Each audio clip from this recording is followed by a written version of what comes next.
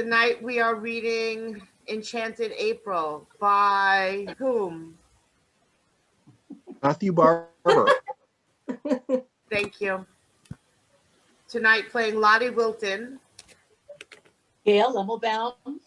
Playing Melleresh Wilton. Harley Diamond. Playing Rose Arnott. Eileen, Nicolosi. Playing Frederick Arnott. Jere Williams. Playing Caroline Bramble. Heather Violanti. And Linda Andresano. Playing Antony Wilding. David Mackler. Playing Mrs. Graves. Linda Andresano. And playing Costanza. Heather Violanti.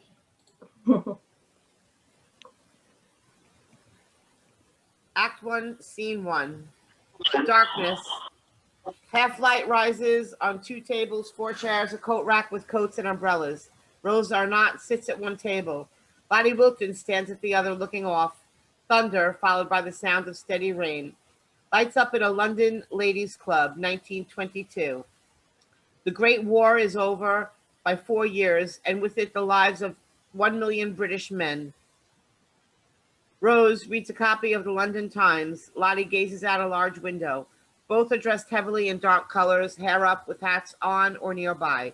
Lottie's appearance suggests uncertainty. Rose is spare to the point of severity. Lottie speaks to us. Her essence is of deep sadness and withering valiance, from which genuine hope spontaneously and regularly bursts forth, leaving her endlessly off balance. I was once told the story of a man who, while surveying the grounds of his home, dug his walking stick into the earth as a reminder of where he wished to one day have an acacia tree. One he could watch from his veranda and lie under with his wife on warm summer afternoons, cooled in the shadow of its white flowers and blanketed in their sweet scent. But when planting season came around and he returned with a spade and an acacia sapling, the man was vexed. The stick he had left had taken root and begun to grow. It was nearly as tall as himself now, in fact, with young, awkward branches and small clusters of frail new leaves. This on the very spot that was to be his acacia. The man buried his spade into the ground to unearth the strange thing, but stopped, for among the leaves underneath he spied a small blossom. It was acacia. Enchantment, some would say, or providence perhaps. I suppose the only real certainty is that the fellow had lost a perfectly good walking stick, if that's the part you choose to see. The rest is open to opinion. Were it only that some enchantment would step in for us all to change what we have into what we wish for, to bridge the awkward gap between all our many befores and afters, because for every after found, a before must be lost, and loss is by nature an unbalancing thing. More unbalancing, however, is to discover your before gone, without an after having taken its place, leaving you merely to wait and to wonder if there is to be an after at all, or if perhaps waiting and wondering are your after in themselves. I wasn't expecting my after to begin that day at my ladies' club. I wasn't waiting for enchantment to show itself or providence. I had merely been gazing out of the window, wondering if the rain was ever going to stop, and what my husband might like for dinner that night. And about the fact the day before, I had wondered the same things, and surely would the following day, and the day after that, and the day after, when I came upon the advertisement. Oh, damn, I'm sorry. Hey, to those who appreciate wisteria and sunshine. Something bad happened here. So somebody else read me for. Placed strictly in the Agni column of the Times.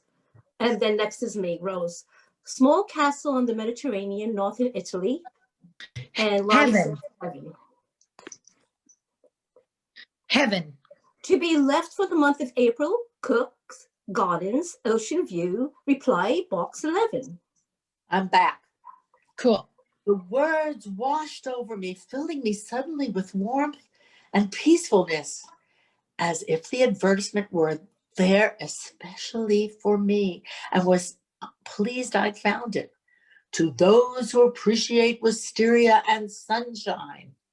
That's me. But who am I to be reading about Italian castles and Aprils in the Mediterranean? Who am I? But then, why would I bother to read the newspaper at my ladies' club when I surely would read my husband's copy tomorrow morning after housekeeping? And why would I come to my club at all on Tuesday when my regular city day is Wednesday?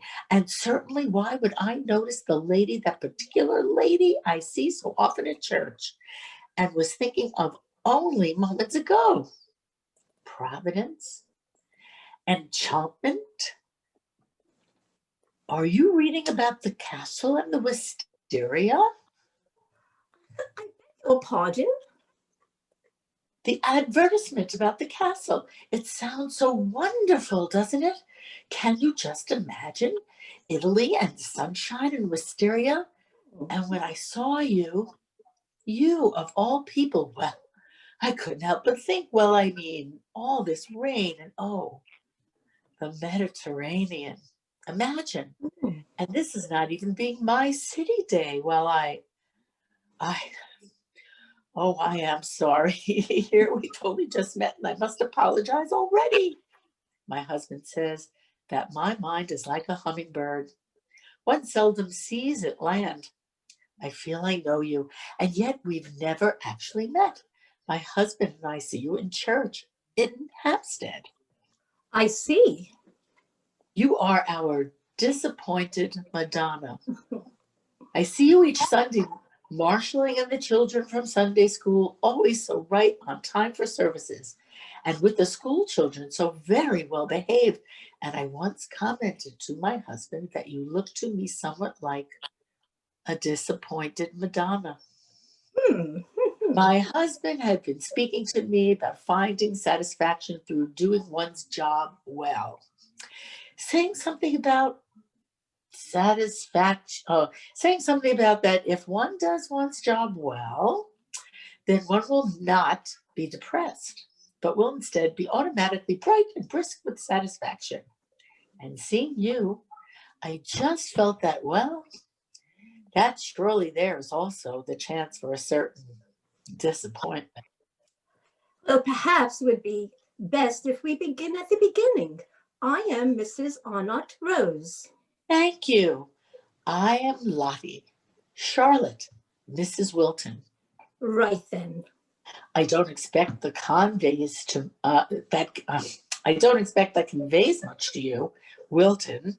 Sometimes it doesn't seem to convey anything to me either. Such a small, sad name. I don't like names. You need some kind of advice, Mrs. Wilton? Oh, no. It was just the advertisement. It sounded so wonderful. That's all.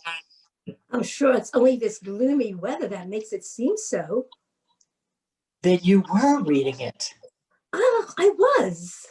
I knew it. I saw it. Saw it? The two of us at the castle. Oh, yourself and your husband? Oh, no. Me and you.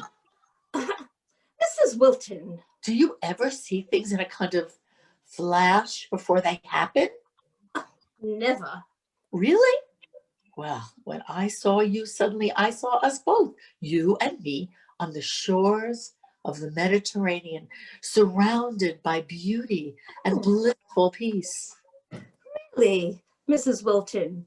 And our husbands? I didn't see them. I've never seen Mr. Arnott. He is with us then? Oh, yes, quite. One never knows these days. So many war widows.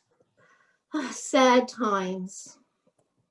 Perhaps that's why we need something beautiful now to remind us of the possibility. I did see us, Rose. Well, that is really most extraordinary, Mrs. Wilton. Isn't it? Isn't it wonderful enough just to think about? April in Italy.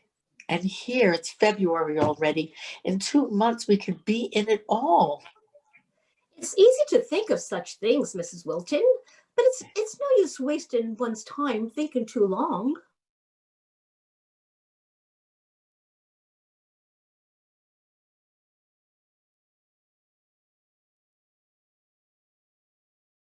I'm not sure I believe that. But you must. Even if it isn't true. I've been saving a nest egg from my dress allowance. It's not much, but my husband himself encouraged me to save it for a rainy day. My husband speaks often of rainy days. My husband speaks often of many things. I could never have imagined spending it on a holiday, but if this isn't that rainy day, well, Money, I fear. Rose, close your eyes and think with all of your heart of getting away from Hampstead, from husbands, from this relentless rain, from everything to heaven. Oh, you shouldn't say things like that, Mrs. Wilton. But it would be heavenly. Heaven isn't somewhere else. It's here and now, within us. We are told that on the very highest authority, the kindred points of heaven and home. Heaven is in our home. But it isn't. But it is. It is there. If we choose, if we make it. I do choose. And I do make it. And it isn't. I've done nothing but what was expected of me all my life. And that was goodness. I thought I would be, well, rewarded in some way, I suppose. That's selfish, I know, but it was what I was told. One prepares, is good, and is rewarded. I didn't know how quickly things change, that one must keep an eye on what one is preparing for, in case it no longer even exists. Someone forgot to tell me that. Where everyone is racing to, I don't know. I only know that I've been left behind. No. Now I'm convinced that there are blind sorts of goodness and there are enlightened sorts of goodness.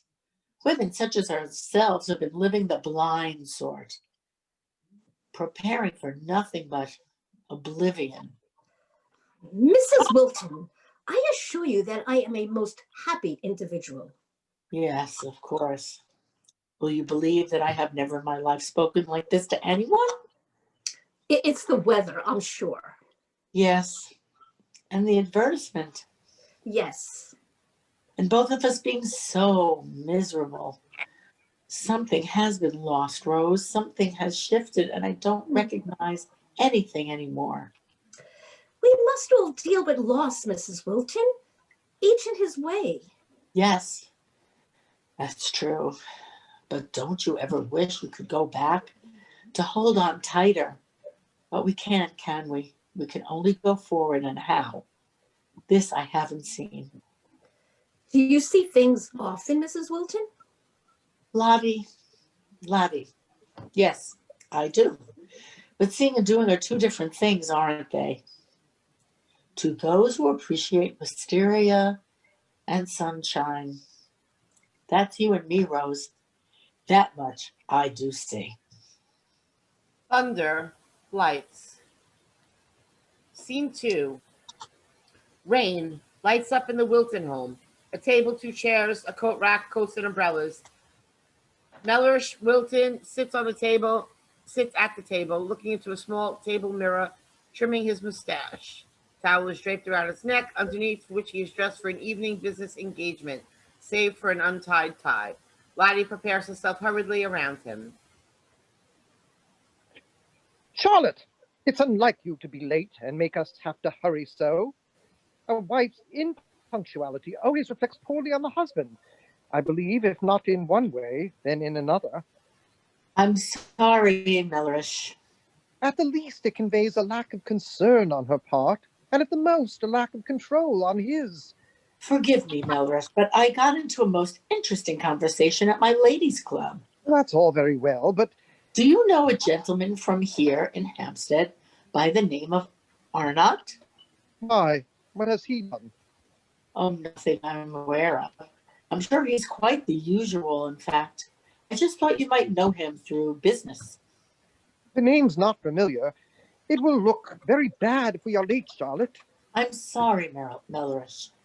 I wish that you would just go without me, really. You know, I only feel awash with these artistic sorts. But a family solicitor must show his family. Now, mustn't he? It's not so important that you enjoy yourself, but that you simply are there. It's just that I always feel so negligible. I never know what to say, and if by chance I do have something to say, it only comes out wrong. If you're asked your opinion, you need merely say marvelous or something of that nature and leave it at that. That's all they want to hear, anyhow. Try it. Marvelous. Ah, you'll be surprised how far it will get you. It's impressionist again, then. Why? It's all just a bit of muddle to my eye. Sometimes one has to step back a little. Have you tried that? And then what? And then, marvelous. It's not so much the artists I'm interested in anyhow, but their patrons and sponsors who might be in need of legal counsel. I understand. Might we go to dinner afterward? We will eat at home. Where have you put my time, Charlotte? Times, Melleresh? Yes. You mean the newspaper? Of course, have you taken leave of your senses? What else would I mean by my times? Oh, of course, that's what you meant. Well? Well, what, Melleresh? Where have you put today's Times? It seems I forgot to pick one up. I shall miss it now. Yes, perhaps it would be best if, in future, you picked up your own Times. But you pick up my time, Charlotte. I see no reason to change procedure now. You need merely be sure to remember. Yes, but... Case closed, my dear. Case closed. Melleresh? Yes. Do you know what the weather is like in Italy in April? Quite lovely, I imagine. Why do you ask? Oh, no reason really. We were just talking about it today. About holidays. And what were you discussing about holidays? Just that they must be nice. That's all. I'm certain they are, although I have heard some shocking stories to the contrary. There is an inherent element of risk in holidays that tend to color quite nicely the sureties of home. The piano needs tuning. What made you think of that? I don't know. It doesn't matter. Unless, of course, you think I should tune it myself. Charlotte? I'm ready, Melleresh. Ah, right then. Do I look all right, Melleresh? Fine, fine. You do manage quite well with your dress allowance, my dear. Your ability with thrift is highly admirable. The sureties of home. And much appreciated for it. Off we go, then. Charlotte? Yes, Melleresh? Oh, how silly of me. Do you think this Arnott is someone I should look up? Oh, no, I didn't mean that.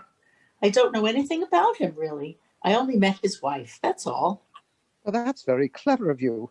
You can make many connections for me at your ladies' club, I imagine, if you steer your conversation in a useful direction. Yes, Melleresh, I'm sure.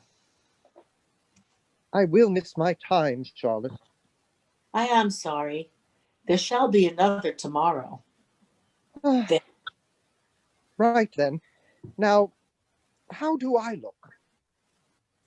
Marvelous. Thunder, light. Scene 3, rain. Lights up in the Arnott home. A table, 2 chairs, a coat rack with coats and umbrellas.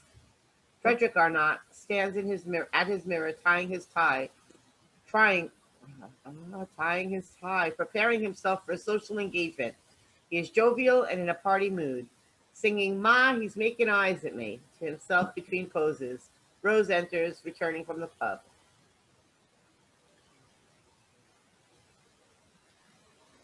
Frederick, Rose, you're here. here I am. And there you go, it seems. Who's there tonight? The Bacon Cateses, a party for my new book. Oh, that should be a posh set. Hurry, and you can join me. Wouldn't that be comical? Madame du Barry has all the appearance of being my most successful book yet. Even more so than Pompadour. The Bacon Cateses never invited me for Pompadour.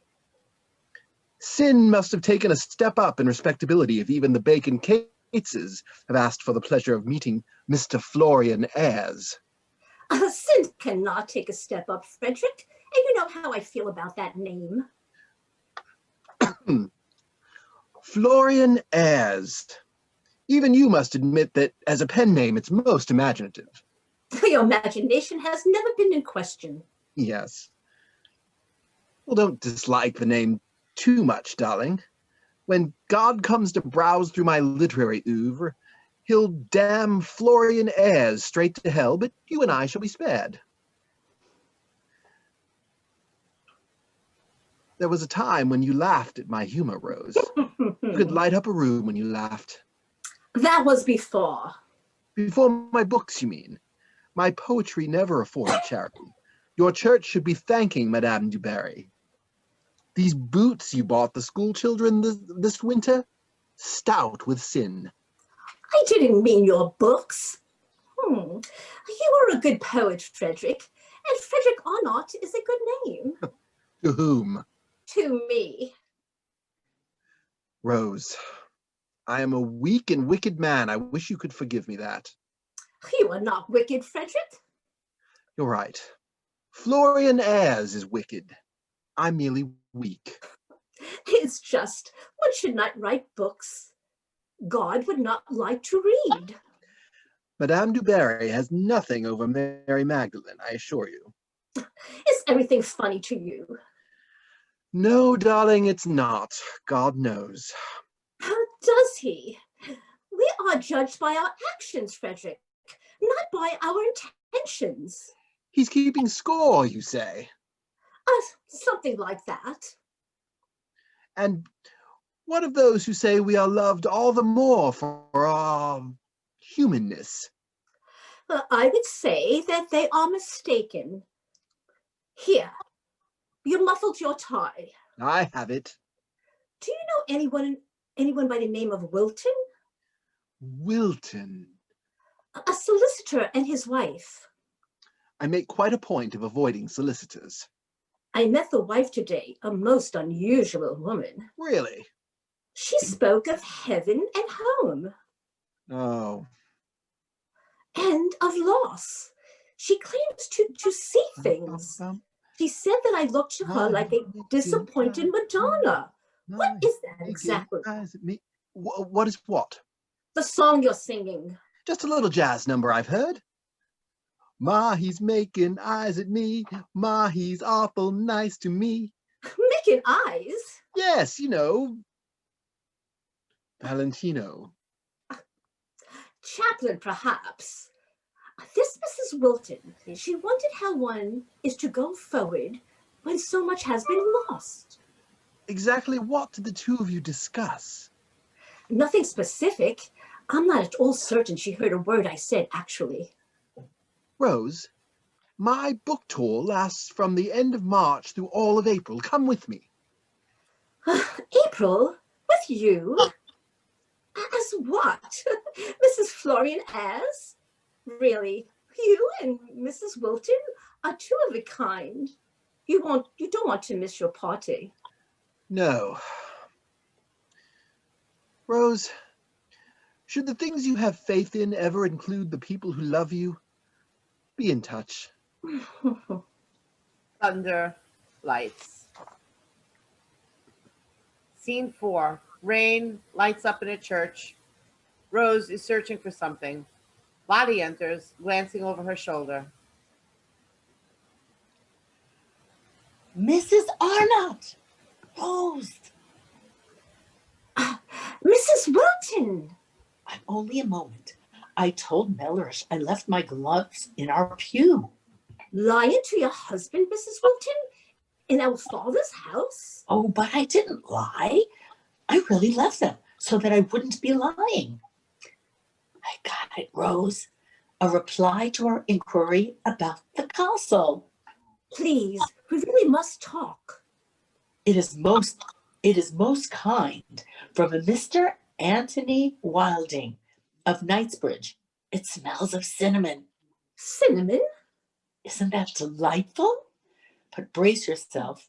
£60 for the month of April. Mrs. Wilton. I know it would be a stretch for us both.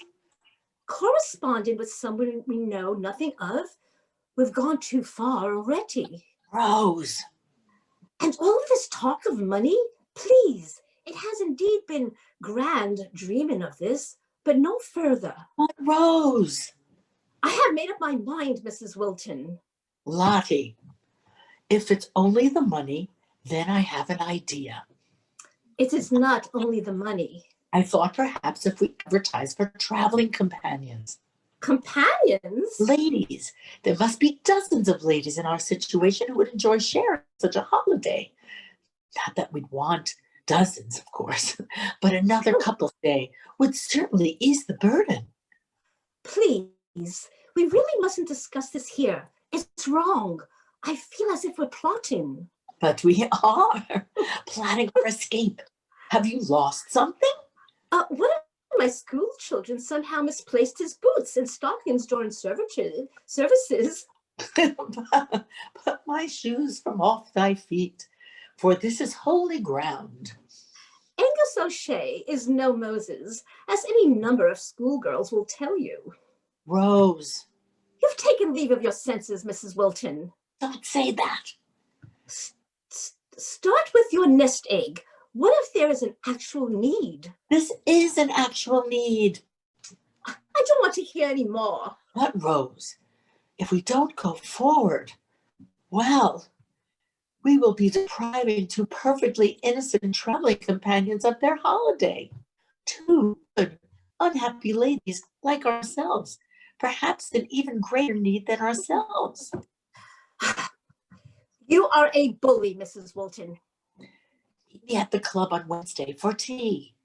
Yes, no. We can compose our advert. Mrs. Wilton. Lottie. Rose, you really must call me Lottie. We are not placing an advertisement because we are not responding to Mr. Wilding. But I have. What? I have sent him my nest egg as a deposit. Lottie! It is done, Rose. The castle is ours. Thunder! Have you told your husband? Of course not. You should tell him. Even Moses asked permission. But please stop talking about Moses. You're right. It's more like David and Goliath, Rose. All I'm asking for is your faith. Charlotte. Gad, it's Goliath. Wednesday. Lottie? What? Husbands, Lottie? Yes. Husbands? Isn't it terrible? But who could resist an invitation to heaven? Two ladies seek other ladies who appreciate. Scene 5. The home of Caroline Bramble.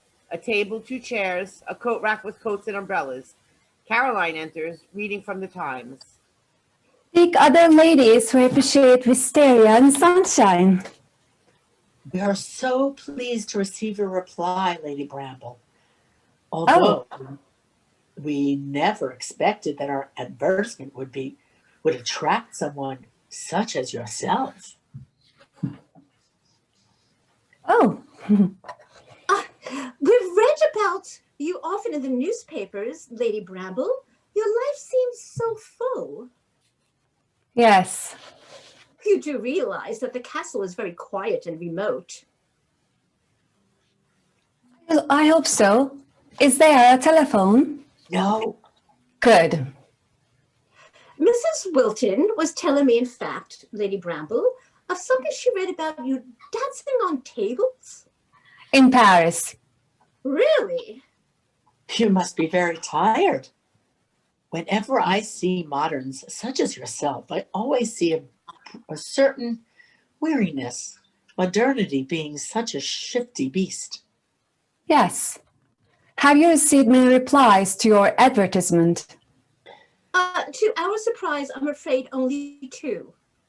The other is from a Mrs. Clayton Graves. Do you know her, Lady Bramble? I don't believe so. You know so many people. That's just it, I'm afraid. Mother insists on my knowing everyone, or at least on everyone she knows knowing me. She fancies herself a patroness of the arts, which for her simply means the chance to give parties. An opportunistic group, artists. They never miss a party, always grabbing and making eyes. Now she's collecting writers, the sorriest lot yet, trying to create what's lacking in their own lives. Do you know any writers? No. I am in great need of an escape right now from all of it. We are like minds. We are of like minds then, Lady Bramble. Mrs. Arnott and myself are escaping too. Lottie? Escaping? You aren't wanted woman, are you? Oh, Lady Bramble, we're not wanted at all. We're just in need of a holiday, that's all. And I believe the castle will be the perfect place. Yes, it seems so to me as well. I had replied to the original advertisement actually, but was answered that someone had already placed a deposit. I do hope we haven't spoiled your plans, Lady Bramble. Oh, I really didn't care. Amount alone had seemed appealing, but strange surroundings and simple company may prove most acceptable. You may pale in comparison with your usual acquaintances, Lady Bramble, but I assure you that Mrs. Wilton and myself are by no means simple. Oh, I never meant that you were. What I meant was... No grabbing. Precisely. What I really meant, I suppose, that you aren't men. Yes. That is true. With men, it would be impossible to be as unrestricted as I'd like. Unrestricted? Mm-hmm. Well, part of what intrigued me about your advertisement is that it would be quite a novelty, really, to be among lady friends. I haven't many. Oh? And why do you think that is, Lady Bramble? Perhaps at the end of April, you could tell me. Should I join you? Thunder. Isn't this rain a nuisance? Oh, yes. May I offer you a cognac? It's 11 in the morning, Lady Bramble. Yes. May I ask you something? Of course, Lady Bramble. Were your husbands lost? Lost? In the war? Well, no, Lady Bramble. Our husbands have not been lost at all, Lady Bramble. Oh, isn't that funny? You look like widows. Had I seen you on a street corner, I would have been inclined to give you a donation. Lady Bramble. I should like to join you in the castle then. Grand! And should we find that things don't work out, I shall simply move on and you may keep my payment in full. But that would be unfair to you, Lady Bramble. But things will work out, Lady Bramble. You'll see. I'm quite sure we're going to be the very best of friends. Better than friends. Sisters. Yes. Well, let's start then by not calling me Lady Bramble. Mother is Lady Bramble. Call me Lady Caroline. Lady Caroline. Well, All'Italia. All'Italia. Under lights. Scene 6. Rain. Lights up in the home of Mrs. Graves. A table, 2 chairs, a coat rack with coats and umbrellas. Lottie and Rose are seated silent. Mrs. Graves paces regally. She is heavily dressed, highly proper, and walks with the aid of a stick. Unmute, unmute, unmute. If we are to spend the whole of a month together, I consider it preferable that certain ground rules be spelled out sooner rather than later. I do not approve of modern language, behavior, or thinking. I find informal idioms of speech unacceptable and will not tolerate them. I take breakfast promptly at 7 in the morning, luncheon at noon, tea at 4:30, and dinner at 7:45. I like nuts. I am not interested in idle conversation. My only desire is to sit quietly and remember. Yes, well. Although I have great fondness for the Italian seaside, I have no fondness whatsoever for those native customs so many find charming. I would expect such behavior to remain outside of our retreat. Yes, I'm sure. Now, to which of you does the castle belong? Oh, to none of us, Mrs. Graves. We haven't even seen it. It was advertised. Mrs. Arnott and I have rented it. Rented? How do you know it isn't in dilapidation? We've corresponded with the owner, a Mr. Antony Wilton. It appears to be most agreeable. There's a private beach and olive groves and bushels of wisteria. I am very fond of wisteria. The house at Box Hill was covered with it. I remember once my father and I... Your father lived at Box Hill, Mrs. Graves? Of course not. George Meredith lived at Box Hill, the writer. My father often took me there on invitation. You knew George Meredith, Mrs. Graves? My father travelled among all the great men. Carlyle, Arnold, Tennyson. Tennyson, Rose. Imagine. As I was saying. Is that a photograph of Tennyson, Mrs. Graves? No, that is a photograph of Mr. Clayton Graves, my late husband. A sizable difference, I assure you. That is Tennyson, and I am the young girl with the pigtail, which I might add, gave the great one no small delight. He would often tell my father, Did you know Keats, Mrs. Graves? Lotty. Keats. Yes, John Keats, the poet. I am well aware. I did not know Keats, Mrs. Wilton. Oh.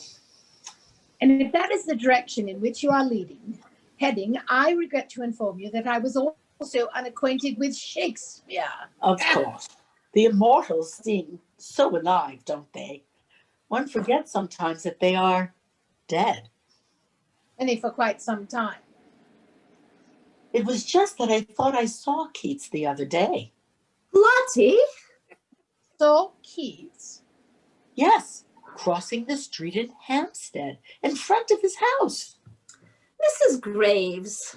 But then I suppose it was his ghost, naturally. Do you have references? Shouldn't we be the ones asking for references from you, Mrs. Graves?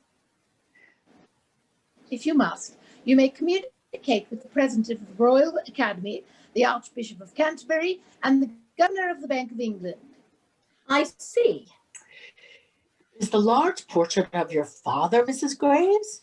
Yes, that is himself. But we were speaking of references, Mrs. Wilton. And the other portrait is your mother? My mother? That, Mrs. Wilton, is the good Queen Victoria. I don't think references are nice things between decent English women. We needn't distrust each other. We're not Americans. References bring an atmosphere into our holiday plan that isn't quite what we want, Mrs. Graves. Good day. How are the expenses to be divided? £15 each for rent, plus food. A real bargain. I'm an old woman. I don't eat much. That certainly would be your choice to make, Mrs. Graves. Perhaps we can catch our own, Mrs. Graves. How are you with a bow? Your advertisement clearly stated that there would be a cook. My stick prohibits me from entering kitchens. There is a woman by the name of Costanza. Costanza? £15? Really? 10 seems more reasonable, considering the circumstances. 15, Mrs. Graves? 15 is fair, Mrs. Graves. The wisteria is guaranteed. Look. Mrs. Graves, Mr. Wilding has assured us that we shall have wisteria. I shall waive references, but no wisteria, and I expect a deduction. Thank you, Mrs. Graves. You have been most... I can't seem to find the word I'm looking for. Is the fourth of our party a widow as well? A widow, Mrs. Graves? Well, no, actually. All in good time, all in good time. Old sisters of a day gone by, grey nurses loving nothing new. Why should they miss their yearly due? Before their time, they too will die. May I offer you a nut? Thunder, lights. Scene 7. Rain. Lights up on the flat of Antony Wilding. A table, 2 chairs, a coat rack with coats and umbrellas. Lottie and Rose stand attentively. Oh, yes, the wisteria is everywhere as advertised. You can see some of the view in these photographs here. I took these myself, I'm afraid. You'd hardly mistake them for professionals. It's a small castle, but of course it has most of the modern improvements, as an estate agent would say. Its name is San Salvatore. San Salvatore? It sounds sacred, Rose. What is that there, Mr. Wilding? What, Mrs. Arnott? That! That, I'm afraid, appears to have been my left thumb. But had it not been there, it would be a view of the sea and of the lower garden. The castle has both upper and lower gardens with a lovely terrace between. For you, a postcard of the village below. Mezzago? Mezzago. Mezzago. I like your face, Mrs. Arnott. But here, let's make you comfortable. In April, you know, the area is simply a mass of flowers. You must wear white. White? Yes. There's a dock and a small boat if your husbands are so inclined. Our husbands, Mr. Wilding, they will not be with us, I'm afraid. Forgive me. So many widows these days. No. There will be 4 of us, however, lady friends. Really? San Salvatore should be filled with friends. It can be a bit lonely. Is San Salvatore a family home? Yes. Or it was. I've no longer any family, so it's no longer a home, I suppose. Oh, Father's parents had the place built. A love nest of sorts from the way he told it. I never knew them, unfortunately, but some of the stories are delightful. it sounds wonderful. Yes, it's beautiful. Father loved the place. Mother never cared for it much, really, until her later years alone. And then, while I was away in the army, she and San Salvatore seemed to become one. Where did you serve, Mr. Wilding? Flanders, mostly. Brave battles. We are indebted to you, Mr. Wilding. I lost Mother last year, sad to say. She always said that there was something enchanted about the castle in April. I hate to miss it this year, but I've worked in Rome. What is your work, Mr. Wilding? I paint portraits. Classical, of course. 2 eyes, 1 mouth, and so on. Marvelous. I have a studio in Bloomsbury. Perhaps you both could visit sometime and be studied. I'm said to have a particular talent with the female form. Our final payment, Mr. Wilding. Well, now I'm richer and you're happier. What would you say to celebrating our union, as it were, over a cup of hot tea? Oh, that would be lovely. That's very kind, Mr. Wilding. Good. Now, I have plain English black, or for more daring, a Moroccan blend I'm fond of, with just a dash of cinnamon, which goes by the rather audacious name of indiscreet. Oh my, the indiscreet sounds most intriguing. Wonderful. And for you, Mrs. Arnott? I shall have the black. Right. Now, you must tell me all about the friends you're taking. We hardly know a thing about them, really. We took your lead, Mr. Wilding, and placed an advertisement. Oh? There's Lady Caroline Bramble, who likes cognac and dancing, and Mrs. Clayton Graves, who knew Tennyson and likes nuts. How interesting. Well, I'm certain that you all will find San Salvatore to your liking. Mrs. Arnott, this will sound a bit extraordinary, but there is a portrait of you there. A portrait of me? Yes, a Madonna. There's one on the stairs really exactly like you. Well, San Salvatore will certainly be a nice change from this weather. Yes. You'll find the place has lots of sunshine, whatever else it hasn't got. What else hasn't it got, Mr. Wilding? Troubles, worries. The plumbing is a bit antique, but Costanza can help you with that. And to think you'll be among it all in only 2 days. We leave tomorrow. You've squared away all of your affairs?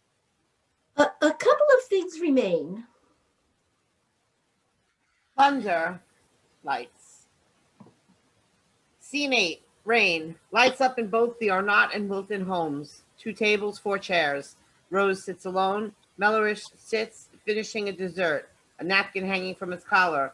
Lotty tends to him. The scene is of escalating Well, now, fury. I am the fat cat tonight, aren't I? All my favorites for dinner. Was everything to your liking, Melleresh? Oh, quite delicious, my dear. One would think this was a special evening of some sort, and perhaps it is. Well now, you're up late. Yes, Frederick, there's something I need to speak to you about. May I speak to you about something, Melleresh? It so happens I have something to speak to you about as well. You tell me yours, and then I'll tell you mine. Could it wait until morning? Once again, Mr. Ayres was a success, and once again, Mr. Arnott is exhausted. No, you first, Melleresh. Very well. Sometimes I think a little less attention would still do the trick, really. And perhaps a little less champagne. No, that helps. Do you remember last month you were asking me about holidays? Well, yes, Melleresh. It's funny you should mention that. I wonder if I might have some money. I believe it will please you to know that I am taking you. So that's it. For money, I mean. Taking me, Melleresh? To Italy. What is it this time, boots or Bibles? I'm going away, Frederick. Did you hear me? I said that I'm taking you on holiday. That is really the most extraordinary coincidence. Going away? Coincidence? For a rest. Yes, really most extraordinary.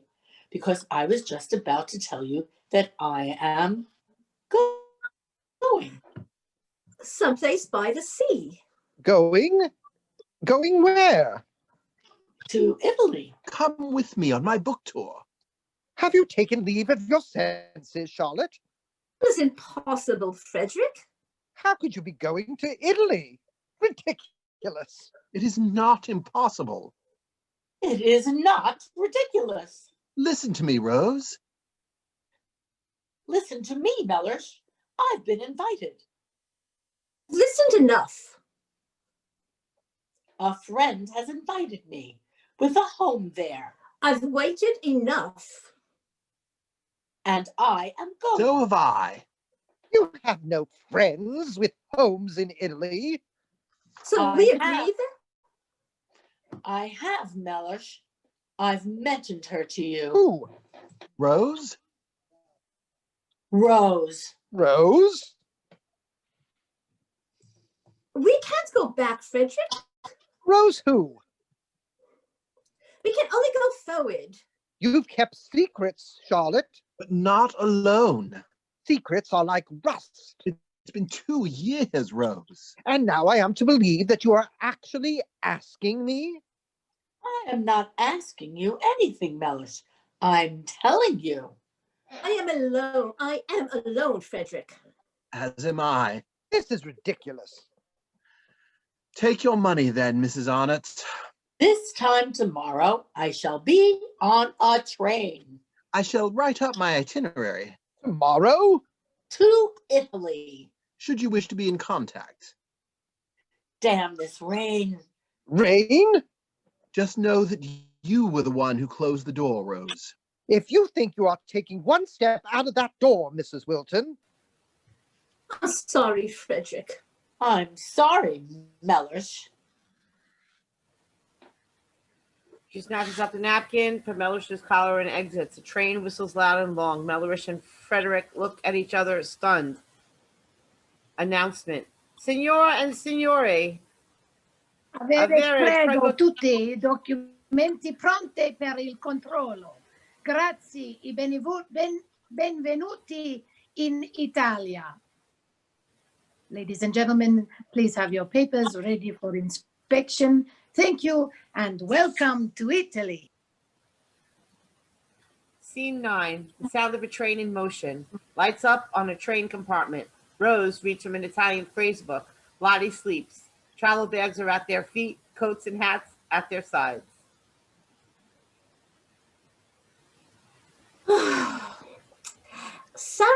Samarito, mi scusi, mi sono Samarito. No, mi sono Samari. I am lost. Feminine. Excuse me, I am lost. I am lost. Melleresh. It was only a tunnel, Lottie. A tunnel. Have we crossed the Italian border? I can't tell. It's so dark out, and we're running so late. I wish we were there. We are in God's hands now, Lottie. I can't see a thing. Why is the window damp? It's raining. I'm sure Italian rain is better than English rain. We were expected hours ago. We'll never find our way home alone. When we get to Genoa, Mr. Wilding said we need merely ask for mezzago. Mezzago? Why do they pronounce it mezzago? It doesn't have a T. You certain you saw us at San Salvatore, Lotty? Yes, Rose. And Lady Caroline and Mrs. Graves? Did you also see them? No, I didn't. They aren't the ladies I would have chosen. Perhaps they've been chosen for us. When we get to San Salvatore, let's prepare everything for them, shall we? Make things perfect for their arrival. Oh, well, that would be proper. We can choose the rooms that would please them and fill them with flowers. If there are flowers. There will be. There must be. What is the Italian for help? Oh, Rose. Oh, please, Lottie, look it up. How do we stop the train? We can't stop the train, Rose. I'm sure if we simply explain that there has been a dreadful mistake.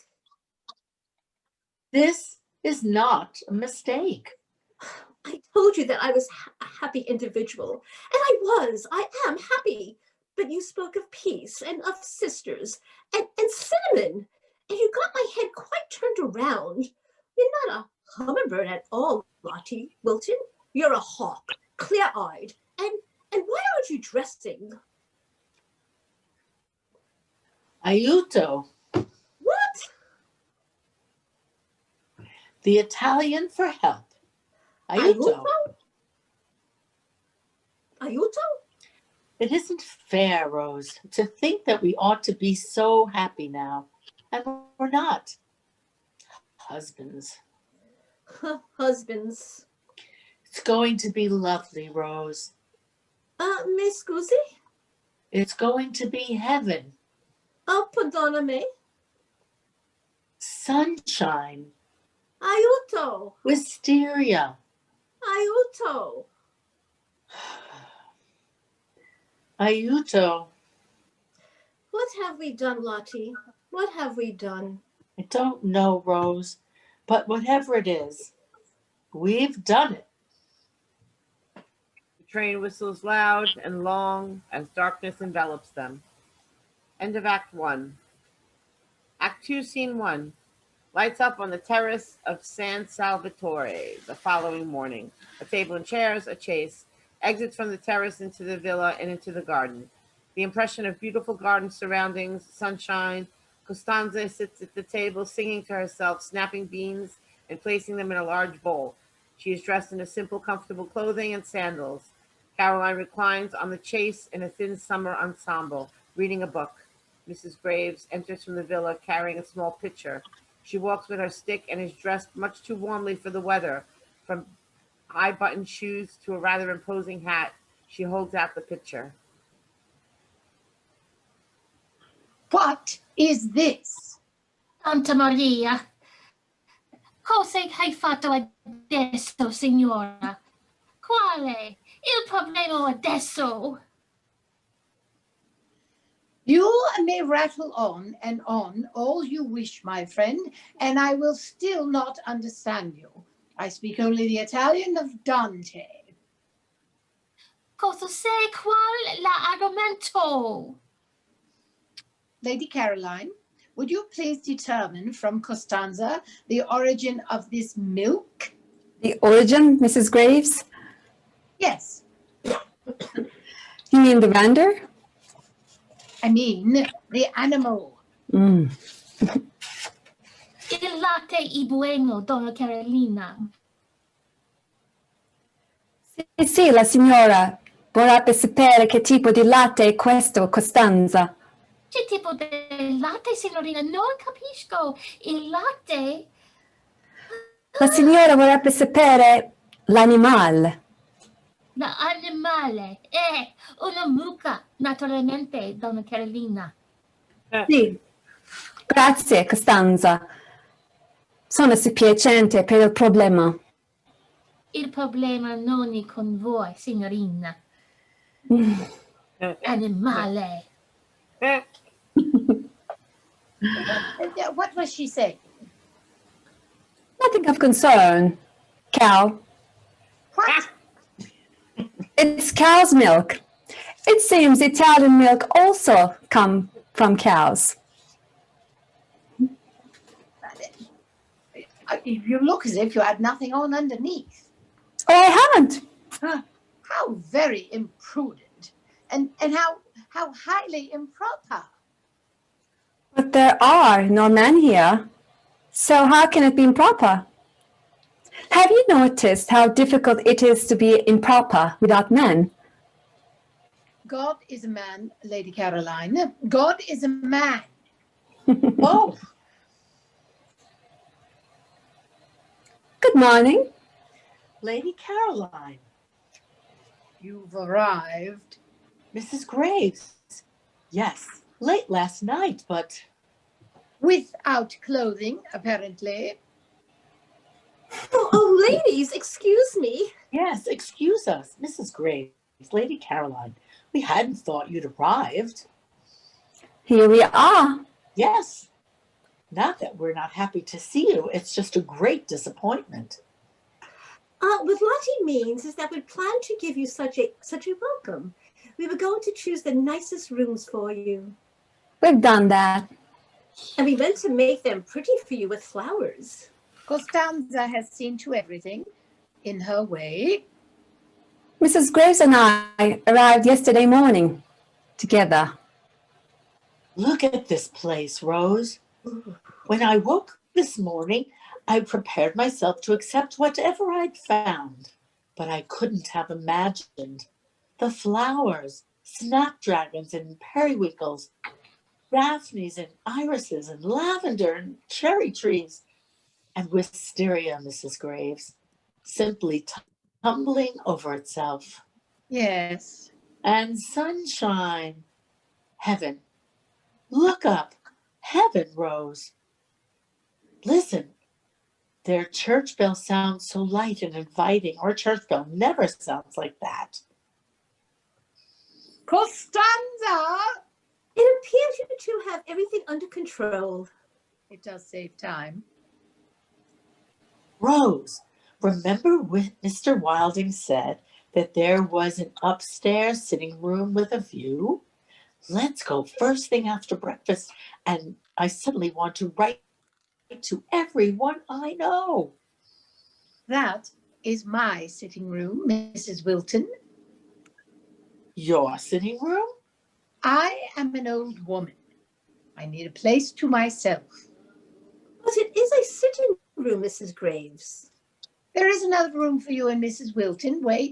You may use downstairs at the back next to Costanza's room. I must have quiet. Ring. Your bedrooms were acceptable. Oh, Cozy. There were 2 beds in my room, filling up much unnecessarily, so I had one taken out. It has made it much more agreeable. that's why I have 2 beds in my room. I have 2 in mine as well. Yours must be Lady Caroline's second bed. She also had hers removed. I see. What was it, Rose? What? Heaven. You are chic, Lady Caroline. She needs a hat. One mustn't get too much sun too soon, Mrs. Wilton. Paradiso, heaven. Ah, buona mattina, signori. Scusatemi. Sì, signora. It is time for breakfast. Adesso. Breakfast! Sì, signora. Breakfast. Collinazone. Capitalista. I saw to it breakfast was delayed 1 hour for your first day. It will not be done again. Come, ladies. We must be punctual, or Costanza will take it as a sign that she too may be late. Miss Graves, Yes? about the sitting room. What? We are only too glad for you to have it, if it makes you happy, Mrs. Graves. We wouldn't have suggested using it had we known. Not until you had invited us anyhow, as I'm sure you soon will. Do pull yourself together. We had so hoped to prepare things before your arrival, Lady Caroline. Everything has been seen to. It must be very assuring to be independent and to know exactly what one wants. Quite. But independence, Lady Caroline, does snub the benevolence of others. I'm sorry about the beds. I gave no directions. I merely asked Costanza to remove them. It seems silly to be talking about beds in heaven. It is lovely, isn't it? It's as if you belonged here all along. What do you mean? In a setting as beautiful as yourself. Beauty is a gift. Yes. I hope you make the most of it, Lady Caroline. I've been making the most of it ever since I can remember. Good, because it won't last. Please tell Mrs. Graves that I don't care to take breakfast now. I'd like to go into the village. Oh, hurry back then. I'm glad you've arrived safely. Oh, Rose, we haven't been punished. We've been blessed. He's threatened on the periwinkles. They're hers as much as ours. It doesn't seem right. One mustn't question in heaven. It isn't done. We've been displaced as hostesses. None of us is the hostess. We are equal. Smell the fragrance, Rose. It's positively sensual. Lotty? It makes one want to kiss someone. You know who would love all of this? Who? Never mind. That woman. Mrs. Graves doesn't know yet that she's in heaven. Oh, take it in, Rose. Our first day in heaven, and Gabriel here to greet us. Paradiso. Rose looks out uncertain. She says a tiny prayer, closes her eyes, and takes a deep, sensual breath. Something within her stirs. For the first time, she truly smiles. The church bell rings, lights down. Scene 2 lights up on the terrace at San Salvatore. 9 days later, towels thrown about. Mrs. Graves sits at the table, hatless, face to the sun, sleeping. Costanza enters from the villa with a tray of tea and unshelled nuts, humming a tune gaily. Buongiorno, Signora Graves.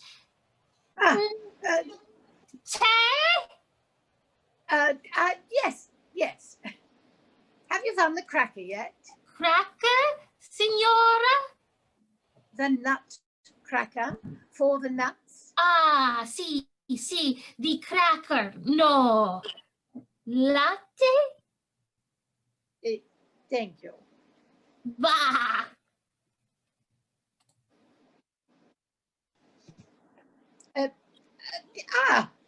Lady Caroline, there is tea if you like. More than a week now, and it's still the only thing Costanza appears capable of preparing. There hasn't been a meal served yet that did not present some sort of primitive challenge, although I am not at all certain why I bother. I am the only one in this party who arrives promptly for meals, or arrives at all for that matter. I spent breakfast quite alone. That must have given you plenty of time to sit and remember. Remembrance and digestion should never be performed simultaneously. Ladies? Hello. Mrs. Arnott, you neglected breakfast. Have you seen Mrs. Wilton, Lady Caroline? Yes, she took the boat out. Took the boat? The small rowing boat. She has quite a strong arm, our Lottie. Of that I have no doubt.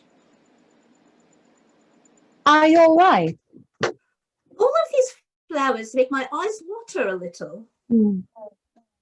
That is a lovely frock you're wearing. Except for what, Mrs. Graves? Sorry? You've nothing more to add? No. Why? You've just complimented someone, Mrs. Graves. Oh, Good day, everyone. Oh, hello, Lottie. good Lord. Lottie, you look brilliant. I feel brilliant. Lady Caroline, this has been the most glorious morning.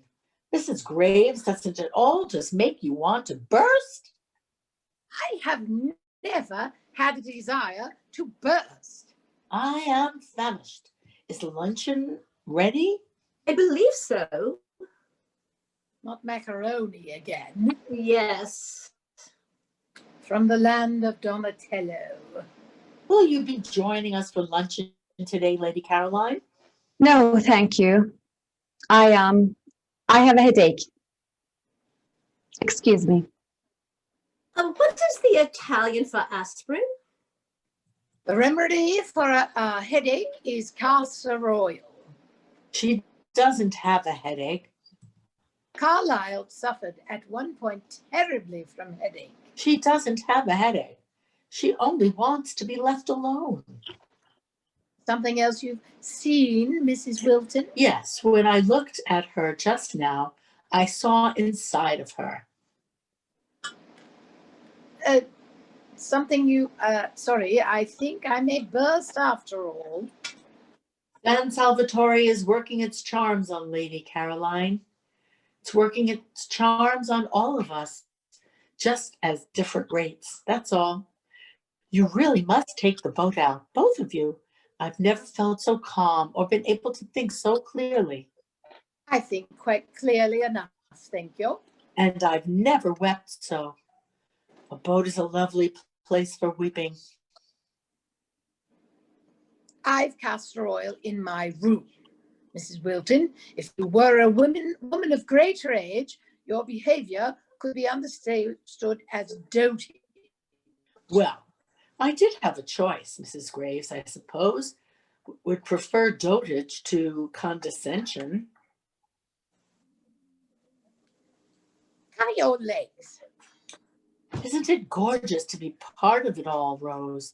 The dandelions and the lilies, me and Mrs. Graves. Let it all in, all welcome. Honestly, Lottie, you make Pollyanna look ill. I can't help it. For the first time, I feel such a part of everything. And what about me? You must open yourself to it, Rose. You're angry. Yes, I am. That's good. You're so also independent. Perhaps you don't want to be independent. I do. 9 days without husbands. Perhaps that doesn't suit you, Rose. I have confession myself. Since we arrived here, there hasn't been one moment when I wasn't thinking of Melleresh. I dreamed of him last night. Melleresh? Frederick. Frederick. So that's his name. And I forgot to say my prayers. Your dream was your prayer. That is not what one prays for. Physical love, you mean? Lottie, Mrs. Graves is right. Sometimes you are too much. I can't help it, Rose. I don't know how else to be. It's selfish. I am a particular challenge, as much as Mrs. Graves, and as much as poor Melleresh. Poor Melleresh. Are you hearing yourself? Yes, I hear myself, waking every morning to that second bed staring at me. I've been a miser, Rose, rationing my love. What are you saying? We must forgive our husbands and ourselves and get on with things. Oh, Lottie. I've written to Melleresh and told him everything. What? Well, except about my nest egg. I wish he were here so I could tell him that as well. You don't mean that. I do, Rose. I've invited him. You can't be serious. We said in London that there would be room for guests. We said in London that there would be an extra room. And there is. There's room for everyone, even your Frederick. Frederick? Do you call him Freddie? I do not. The whole idea of our coming here was to get away. We got away. And now, after barely one week of it, you want to ask the very people we were getting away from. It's true. It's idiotically illogical, but they must be here now. I've seen it. Stop this, Lotty. I'm warning you. Write to your Frederick, Rose, and tell him everything. It's not that simple. About San Salvatore and the wisteria. You can't understand. And Mrs. Graves and... Listen to me. He wouldn't come. Don't be silly. I lost a child, Lottie. I lost my child. Our child. Oh, Rose. It's been 2 years now, but... No. 2 years of trying to understand such a punishment. No. Rose, I can't pretend to know what you're feeling. Rose, but I do know that you are not alone. I have you now. Not me. Frederick. You're not listening. You must invite him. He won't come. He will. I've seen it. Frederick and Melleresh at San Salvatore. Can you see Frederick, Lottie? You don't know a thing about him. You're such a damn logical woman, Mrs. Arnott. Come, let me take you boating. You can tell me everything. You said you were hungry. We'll pick berries. You're right, Rose. I haven't been listening, but we're sisters, remember? And I'm listening now. Rose takes Lottie's hand. They exit to the garden. Caroline enters from the villa, sees them leaving and sighs, relieved. She goes to the chase, retrieves a flask from behind the pillows, opens it, drinks, exhales deeply. Mrs. Graves enters from the villa, flower in hair and castor oil in hand. She watches Caroline replace the flask. Castor oil. I expect the sun has caused you to feel ill. You should take some castor oil and go to bed. But I don't want castor oil, and I don't want to go to bed. I just want to be alone to think. No one wants a woman who thinks. You should go to bed and get well. I am well. Then I have had all the trouble of coming after you for nothing. Don't you prefer coming after me and finding me well to coming after me and finding me ill? Un telegramma per la signora Wilton. E al Giordano, Costanza. Ah, grazie, donna Carolina. Signora Wilton, un telegramma. Signora Wilton. Who could be sending Mrs. Wilton a telegram? You shouldn't be so hard on Lottie, Mrs. Graves. That woman must be curbed. She understands things, I think, in her way. She sees things, you mean? Just a moment ago, she said she saw inside of you. If that's so, then she is one of the few people who has ever bothered.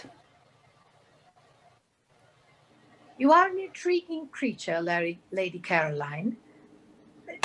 I'm very glad there are no men about. You are precisely the sort of woman who unbalances men. My mother unbalanced men, and I dare say it can come at quite a cost. Pricey, was she? I apologize, Mrs. Graves. Sometimes I can go too far.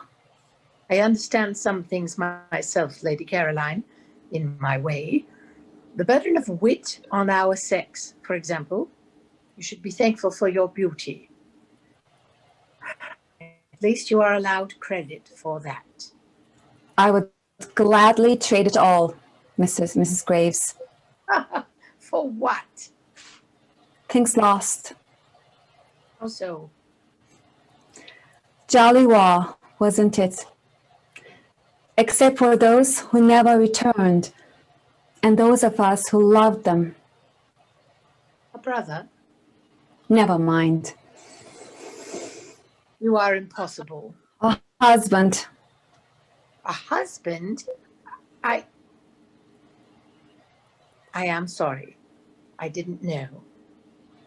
No one did. We secretly married the night before his duty. Poor good luck.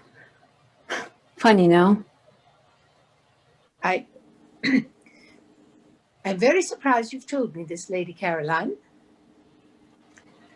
You have such a warm way of drawing people in, Mrs. Graves. I grieved terribly when I lost my Clayton. That came as quite a surprise, I must say. Not nearly as surprising as it would have been to him. I had a reputation to uphold. I danced instead. You've not found another? Another? We are the moderns now, Mrs. Graves. There is always another. When the wine has been split, there's still the drags. Artists who want to mold me, photographers who want to capture me, and writers? Well, what woman wouldn't want to be studied? Annotated, indexed. They adore you, I'm sure. They don't even know me. Are you certain that's their fault? To be fair, there is one. Are you familiar with Florian Ayers? Oh, Florian Ayers, the writer. Mother's latest social acquisition. Romantic biographies. Indeed. Salacious. And wildly successful. Good God. I once had a dog that chased his own tail. And? People praised him too. But Florian is sweet, really. And sad somehow. A lost soulmate, perhaps. A lost soulmate. I feel so restless today. You've gotten some sun, Mrs. Graves. It becomes you. Ooh! Mrs. Graves, Lady Caroline. Lady Caroline, about the cognac. Paradiso! Don't trade everything for that. Paradiso, Lady Caroline. Paradiso, Mrs. Graves. Good God. Ladies, ladies. What is it, Lotty? It's wonderful. That's what it is. I'm sorry that this is without warning, but I am having a visitor. What? But we came here to escape people, Lotty. Yes, I know, but I don't want to escape him now. Him? A man? Yes, a man. Mr. Wilton. A relative? A husband. Mrs. Wilton, if this is another one of your ghosts.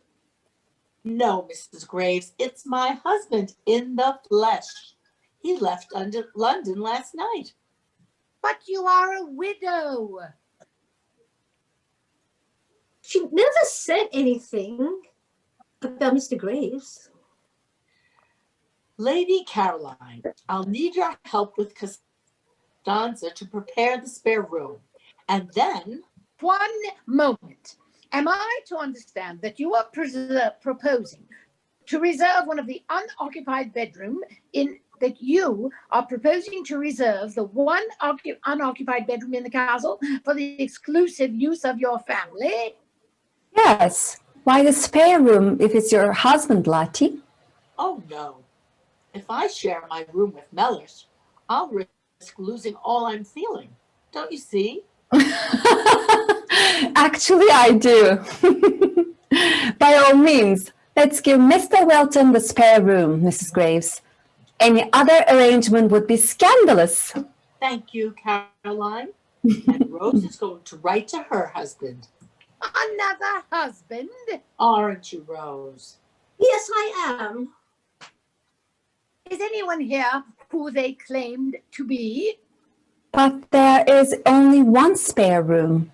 Oh, Rose won't mind sharing her room with her husband. It's written all over her. Husbands were not part of our agreement. Mrs. Arnott, you must not write to him. If you wish, Mrs. Graves, I'll telegraph him. Oh, well, I am going to invite a guest. Who, Mrs. Graves? Tennyson or Carlyle? Kate Lumley. There's nothing funny about Kate Lumley, I assure you. I shall write to her this instant, and she shall have the spare room. There are to be no men roaming San Salvatore as long as I am staying here. Kate Lumley will see to that. Cheers, everyone. Oh! Mr. Wilding. Is this a bad time? I was passing through to Rome and thought I'd see how things were going. This is too much. I should say. You may remember my letter, Mr. Wilding. Lady Caroline Bramble. Mrs. Arnott, and you wore white. Mr. Wilding? It's just as I saw it. It's just as I saw it. Tonio, A Costanza! bambino mio. Oh, good God. Pazza, diabolica. All my ladies. Well, At San Salvatore. Really? And this must be the Mrs. Graves you told me of. Mr. Wilding? For whom I've carried all the way from London a bag of the finest English walnuts, which I shall gladly trade for a few hours in your lovely company and the promise of hearing your golden memories of the great Lord Tennyson.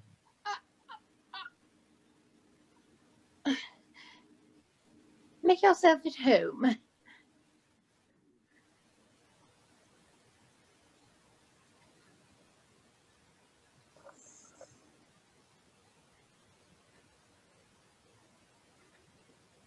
Ah, scene 3, that's it. And just a little there. Would you lift your chin just, yes. You have a fine chin, Mrs. Arnott. And now it is caught. I must say you have shown admirable patience. I hope that won't be the tone of the portrait, Mr. Wilding. Oh? I should hate to have one day find myself used in textbooks as an illustration of admirable patience. Eh? Grazie, Costanza. Ah, c'est cosita bellissima. Is that good? Quite. Oh, Tonio, meravigliosa. Vi ricorda qualcuno, Costanza? Mi ricorda. Ah, sì, lo vedo. Ma quando dispenderai il ritratto di Costanza? Oggi è fatto troppo difettoso, non posso mostrarlo in pubblico. Oh, tu, Diavolina, tu sei il figlio di tuo papà, non sei dubbio. Sei il figlio di papà. Costanza is very fond of you. Oh, yes, part of the family. A part of her family, I mean. Costanza is the mother of 9. 9? Oh, 10 counting me now, I suppose. Oh, speaking of admirable patience. I owe Costanza a great deal. She was wonderful with mother. Here, you've worked enough. Let's have some tea. May I? Of course. Mind you, it's only a sketch. Oh, it's lovely, Mr. Wilding. I shall finish it properly in Rome. Oh, Rome must be fascinating. Very beautiful. Very romantic. And one must have one's escape, mustn't one? Cinnamon? Cannella. Cannella? Si biscotto? Grazie. Is Mrs. Wilton still out? Yes. Well, out again, that is. She and Mrs. Graves went to the village. To the village? Mrs. Graves? Does that surprise you? I suppose yesterday it would have. But since you've arrived, Mr. Wilding, we seem to have a somewhat altered Mrs. Graves. Really? I find her most delightful. Oh, if you doted on her properly, you've doted on all of us. Sometimes all it takes is a little attention to do the trick. You must admit, Mrs. Arnott, that I was correct about something. Oh, what? That you were meant to be at San Salvatore. Oh, you and Costanza just now. Yes? Were you comparing me with the original? The what? The portrait of the Madonna above the stairs. Oh, yes. You have to admit the likeness is extraordinary. I didn't know I looked so solemn. You don't. Not today. I don't think my vicar would approve of such comparisons. No. But then that's what vicars do, don't they? Actually, it's something else you remind me of. Oh, not some old flame, I pray. Oh, no. Nothing of that nature. There are moments, Mrs. Arnott, when you remind me so much of my mother. Oh, dear. Oh, here, I'll get you some more. Oh, no. I know you were very close to your mother, Mr. Wilding, so it's very nice of you to say such a thing. It's the first... I saw it the first time we met. I see. Are there any photographs of her here? I wish there were. Mother was much too modest for that. Father and I both tried, but she'd have none of it, I'm afraid. And what was your father like, Mr. Wilding? Father loved beauty. He loved life. He lived life. Mother was always a little embarrassed by that, I think. A shame, really, because she was his life. He flat out adored her. Ah, sweet. Do you see that acacia tree there? Father told a story that his father, my grandfather, while walking one day with my grandmother, thrust his walking stick into the ground at that spot and said, "Here we shall have an acacia." He left the stick in the ground as a reminder, and presently, how long afterward, nobody seems to remember, the stick began to sprout, and it was an acacia. After duty in hospital, I tried to paint that tree, but could never do it justice. Were you wounded? Just a bit tired. I came straight from hospital to San Salvatore, in fact, and Mother and Costanza. I'm sure that cured you. Yoo-hoo! Here they are. Look as if they were both the whole. They look as if they're both the whole place. We're almost there, Mrs. Graves. Good God, you've been saying that for an hour. And now it's true. Thank you, Mr. Wilding. I should have gone along, ladies. Oh, no. We made much progress on our own, didn't we, Mrs. Graves? We march on Rome tomorrow. We are in for a treat, everyone. Well, I make no promises, but I have at least procured the makings of a proper meal. Tonight, I shall teach Costanza how to prepare steak and kidney pie. Rose, perhaps you'd help me with Costanza. There is teaching to be done. Yes. Shall I have Costanza bring tea inside? I should like to take my tea out here with you, Mr. Wilding. Very well. Thank you for a grand time, Mrs. Graves. And thank you, Mr. Wilding, for everything. I haven't done anything, Mrs. Arnott. You have. Mr. Wilding, I would like tonight's dinner to be my thanks for your generous company. I am sorry you are leaving tomorrow. It is so nice to have a man about the house, about the place. I'm glad San Salvatore agrees with you, Mrs. Graves. How could it not? You are very young to be a man of property. I can hardly take credit for that. But you should. Inheritance is so much more respectable than acquisition. How did you fare in the village? Oh, that Mrs. Wilton is a stubborn thing. From day one, I have tried to make peace with her, but to no avail. With some people, there seems to be no choice but to relent. No, to relent is to surrender, Mr. Wilding. That is not the English way at all. You have spent far too much time in Italy, I fear. Perhaps you're right. This Mrs. Arnott is a particular case herself. Yes. Yes. Tell me, Mr. Wilding, what do you make of our Lady Caroline? She's lovely. I seem to have made a poor impression, however. There's more to Lady Caroline than meets the eye. She is very solitary. A common thing today, it seems, since the war. And you? I picked you in London surrounded by grandchildren. Oh, no.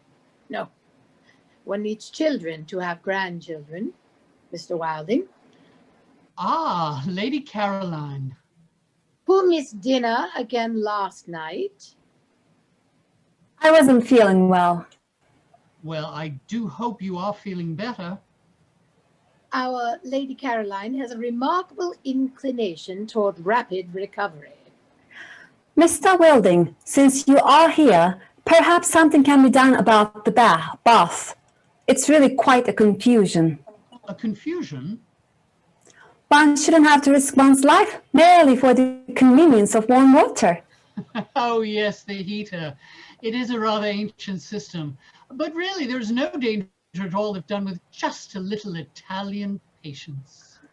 It is a danger, Mr. Wilding. Am I understood? I shall look into the matter before my departure. Your Graves? Ah, am I needed? Tonio. Ah, si, Costanza. May I be of some help, Mrs. Graves? Well, you could lure Mrs. Wilton out here so that I need not contend with her in the kitchen. Mrs. Graves, your stick. Well, imagine that. Lady Caroline, I am so sorry about the bath. I do hope you'll join us this evening for dinner. Do you? I do. Oh, excuse me. Un biglietto da visita, Donna Carolina. Che? E nell'entrata. Good God! Portalo qui, per favore, Costanza. Sì, signorina. Well, now.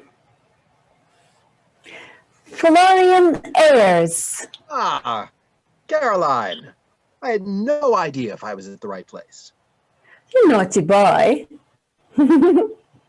Your mother told me where you were, and I was on my book tour anyhow, and so I thought I would look in and see how you were doing.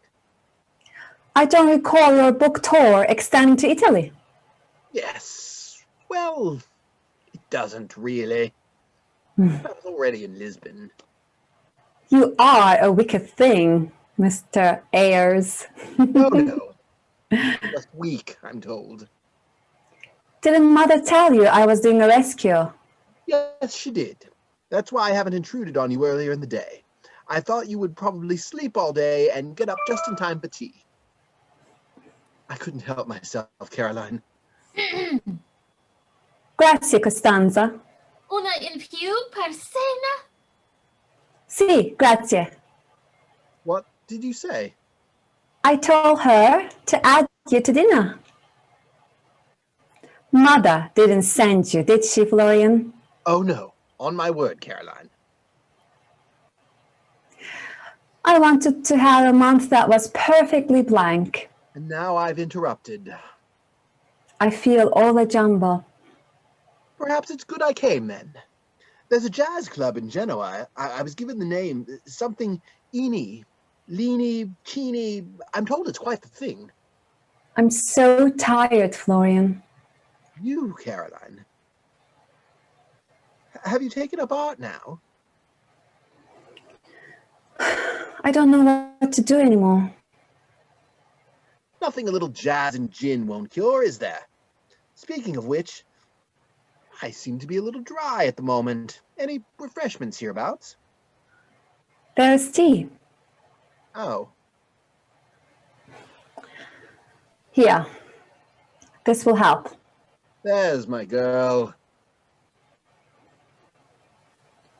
Florian, have you ever lost hold of something? Something so vital that you didn't know how to go on? I have. What did you do? I went on. But it's not the same. No. You've always seemed like someone I could talk to, Florian. There's something disarmingly honest about you. We should talk, Caroline. Perhaps we can find a restaurant in the village. Yes. Oh, but there is to be a special dinner here tonight. We can make an early appearance, then go. Here. You lie down and rest a bit. Let me go change. I could do with the rest. That's really quite a climb up from the village. There was a motor car at the station, but the driver was too busy arguing with some other chap. So many English in Italy this time of year. Well, rest.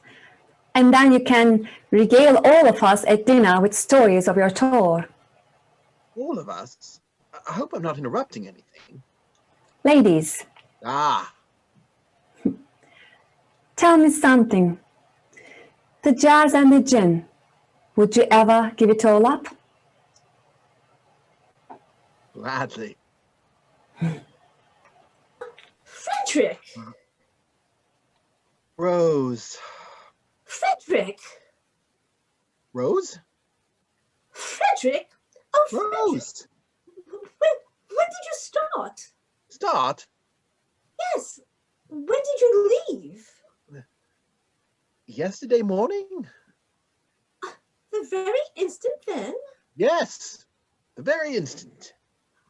How quickly my telegram must have got to Lisbon. Telegram? Yes, didn't it though? Oh, Frederick. Well, I'm damned. Oh, Mr. Wilden. Mr. Wilden, forgive me. I'm so embarrassed. No. This is Mr. Frederick Wilding. I mean, this is Mr. Arnott, Frederick. Mr. Wilden, this is my husband, Mr. Arnott. How do you do? I'm not quite sure, really. Mr. Wilden owns the castle, Frederick. Ah, beautiful. Yes. Oh, Frederick, I didn't know whether to write or not, whether you wanted, but Lotty made me believe. Oh, well, Lotty, yes. Who's Lotty? Lotty, Mrs. Wilton, one of the other guests. She's from Hampstead as well. And oh, there's Mrs. Graves. I don't know what you'll make of her. And Lady Caroline Bramble. Really? Lady Caroline Bramble. If you'll excuse me. Oh, no. If you'd be so kind to excuse us, Mr. Wilton, I think it would be best if Mr. Arnott and myself retired presently to our room to prepare for dinner. Right then. A pleasure meeting you, Mr. Arnott. Likewise. Oh, Frederick. Lotty always said we must believe that anything can happen, and it can't. Yes, apparently it can. Onio, un otro. Un altro? Buongiorno. Buongiorno, Ingalaing. Inglese? Not only do I speak English, I am English. Oh, thank heavens. Melleresh Wilton, family solicitor. So it says, Antony Wilding. Ah, how do you do? You are a relative of our Mrs. Wilton? You can say that. Then my wife is here. Who? Mrs. Wilton. Your wife! Yes, she's just in the kitchen with Mrs. Graves. Now she's a widow, surely. Costanza, prenda Signora Wilton, prego. Sì, Tonio, quante sono per seno adesso? Aspette, a meno che non aspettino altre sorprese. Sì, una sorpresa dopo l'altra. Costanza will fetch her for you. You look parched. Would you like some tea? Oh, please. Any trouble finding the place? A struggle or two, but I rallied. You're familiar with Italy? I read books. No, thank you. My wife wrote that this was a party of 4 ladies. Yes. And you?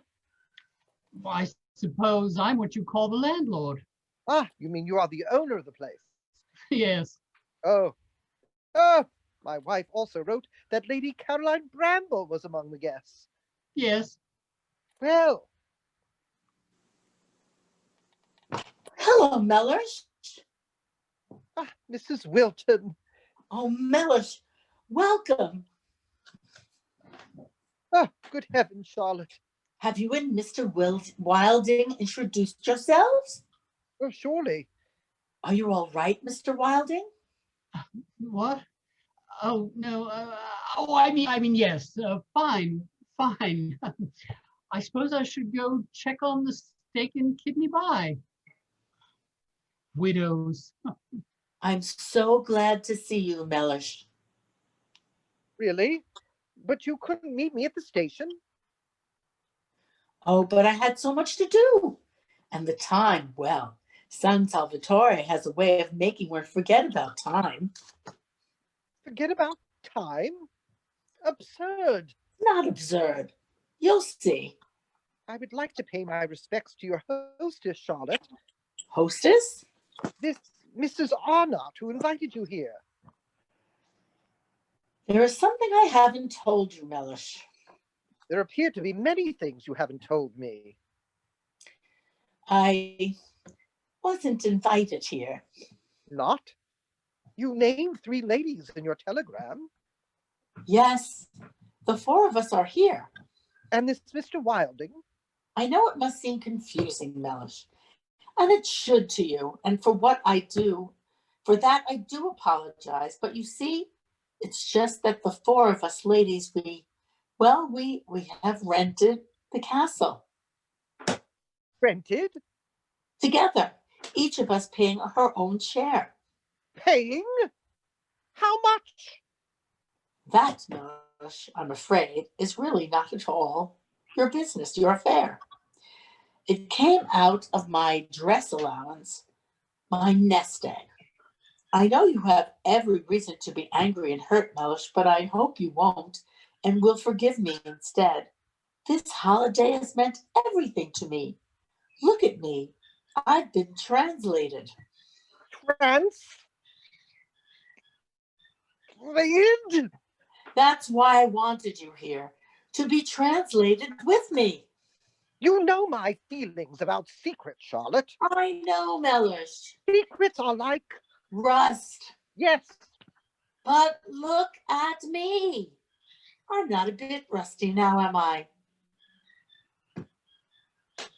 Well, if I have made my point, then I would very much like a hot bath.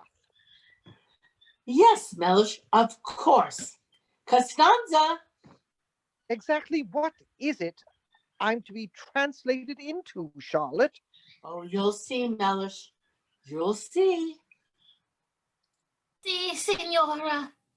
Ah, Costanza.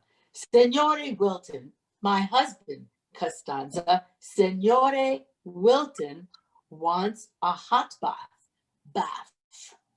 Oh, the Italian for bath is bug. No, my dear, bug. No. Here, let me attend to it. Io voglio un bagno caldo. Are you certain that she understands Italian? Try again, Melleresh. Io voglio un bagno caldo. Bagno? Bath?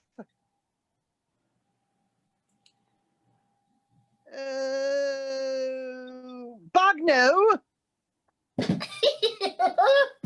Ah, il signore vorrebbe un bagno caldo. Precisely, I think. Bagno caldo. Un momento, signore. Santa Maria. Bravo, bravo. Grazie, grazie. Ah, this is a beautiful play, Charlotte. Oh, I knew you'd like it. But I want to speak to you about the company you're keeping. But you mustn't disturb Lady Caroline. Lady Caroline Bramble? Really, Charlotte? This isn't a business trip, Melleresh. You've been very clever, my dear. Am I lost? Top of 57. Back up. Top of 57. Back up.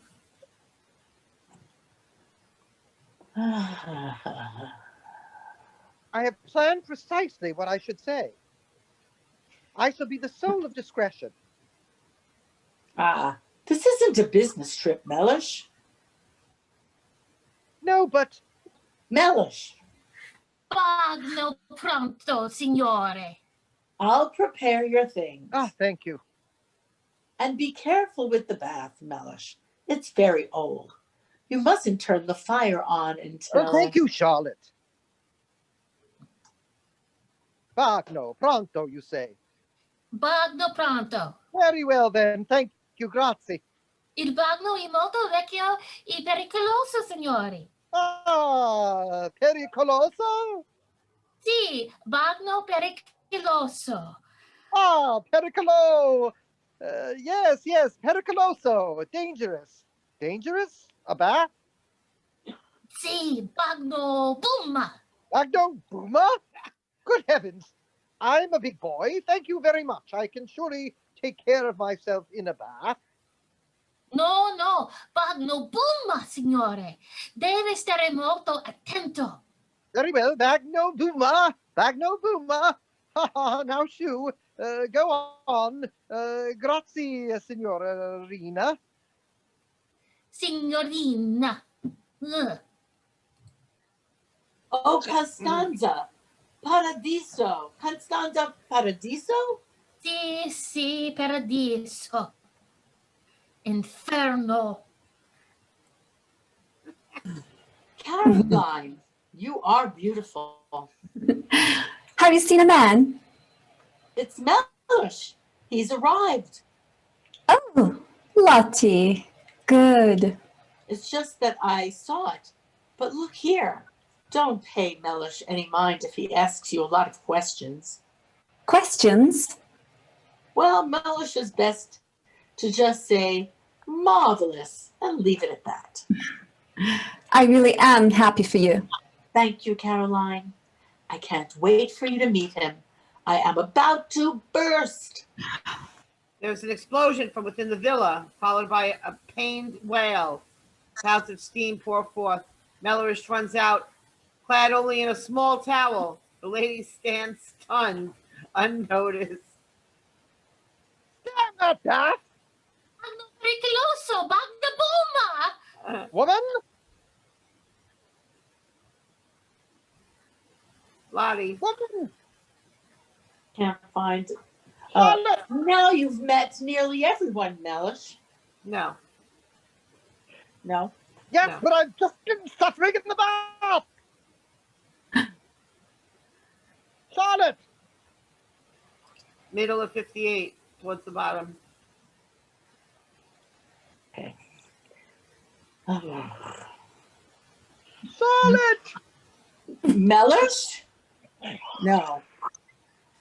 Oh, Charlotte!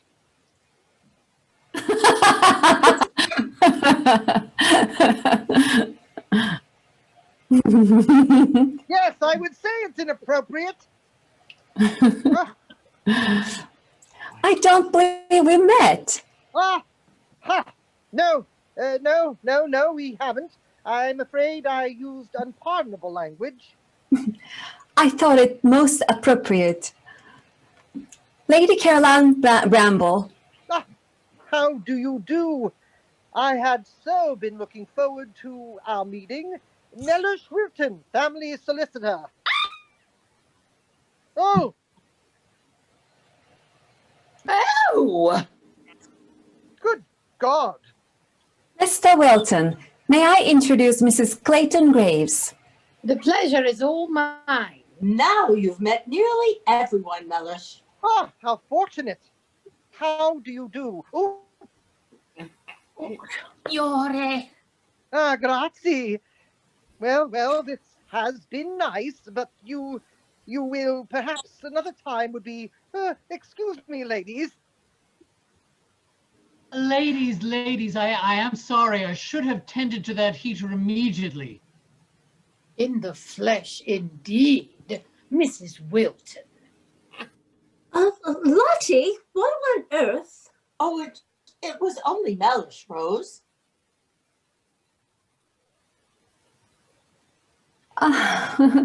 There you are.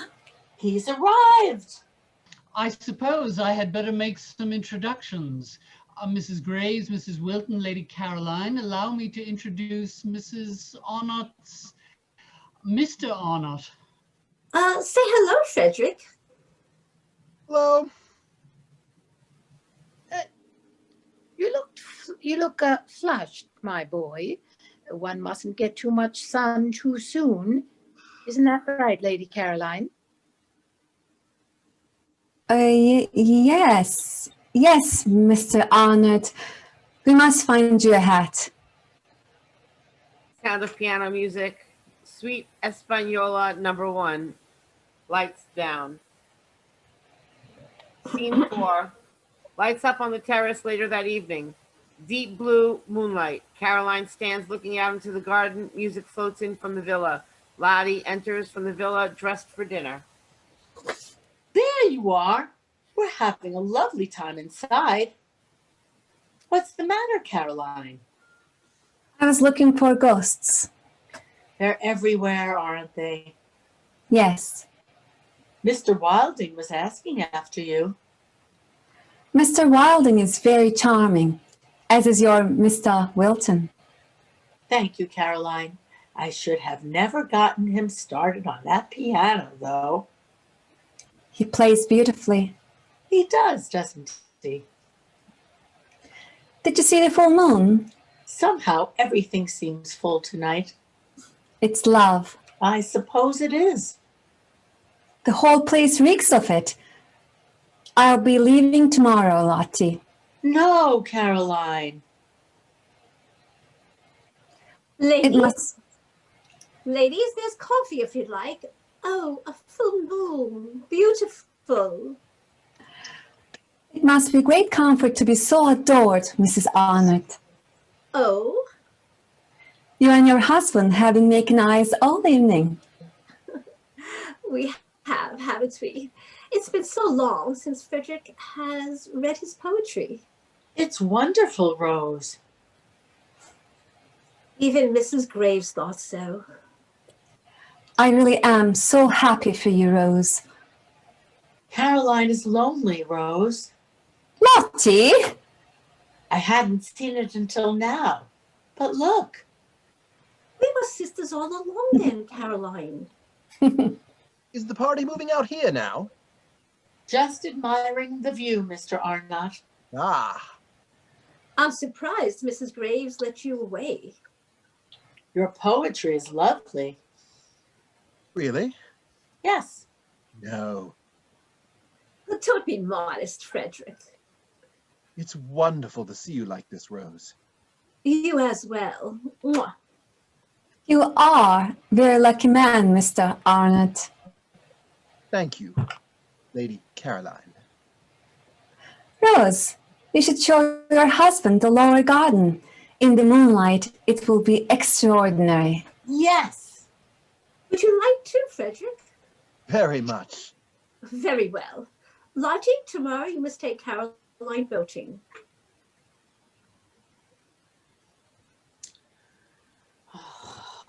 Lottie, you must take Caroline. Of course. No, I don't think. You like that, Caroline. I see it. All'Italia, Rose. All'Italia. Is this really an enchanted place, Lottie? Perhaps. You'll have to stay and find out.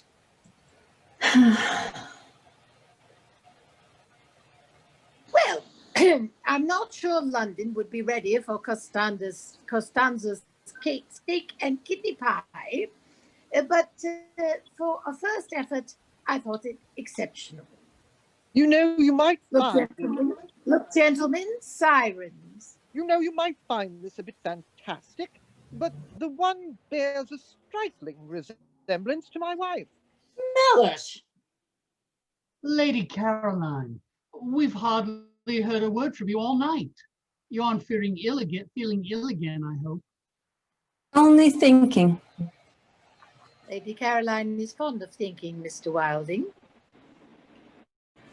I was thinking, what a wonderful host you've been, Mr. Wilding. Yes. We should have proposed a toast to you at dinner. Is there nothing that will convince you to stay with us a while longer? But I've already packed my things so that Mr. Wilton may have the spare room tonight. Spare room?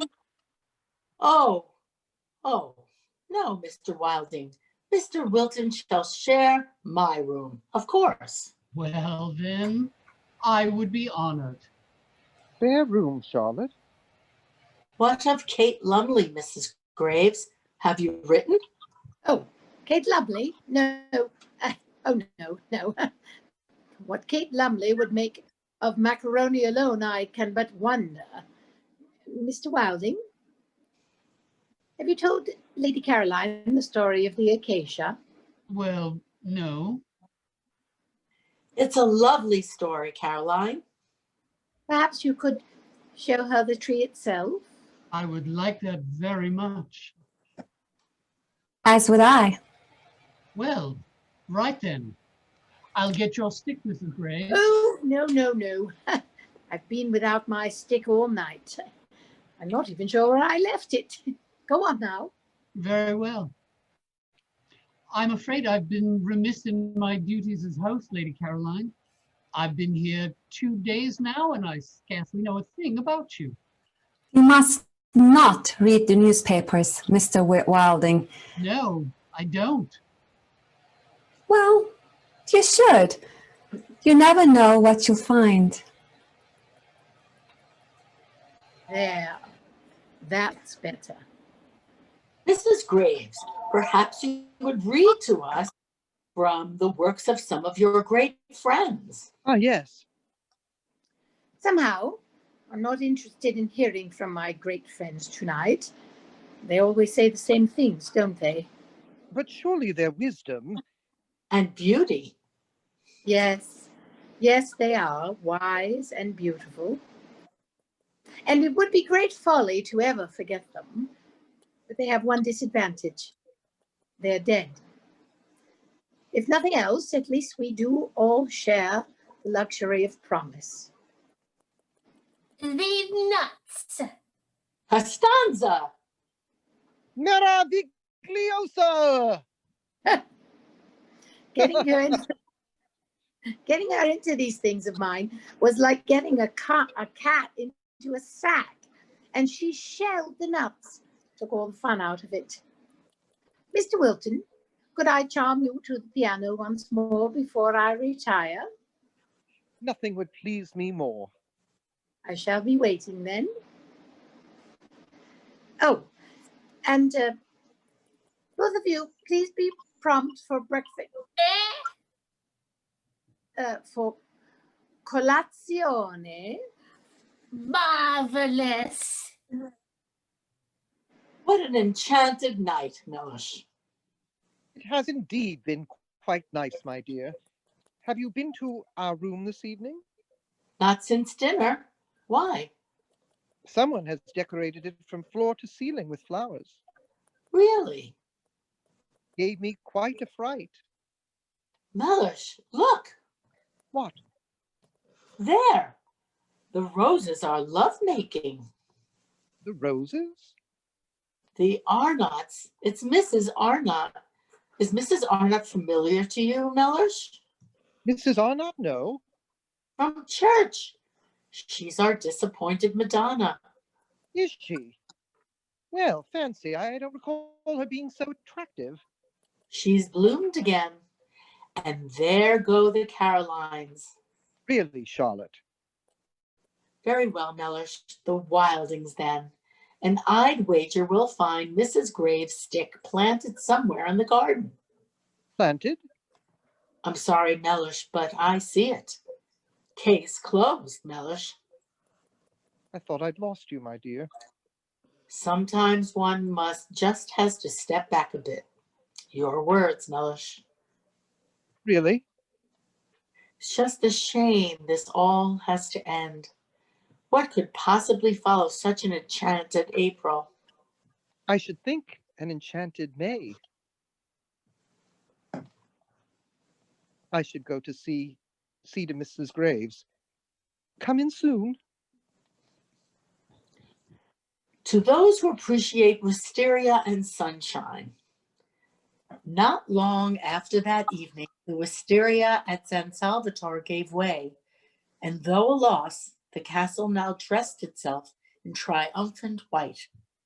There were white stocks and white pinks and white banksia roses, syringa and jessamine, and above all, the crowning glory of Mr. Wilding's acacia.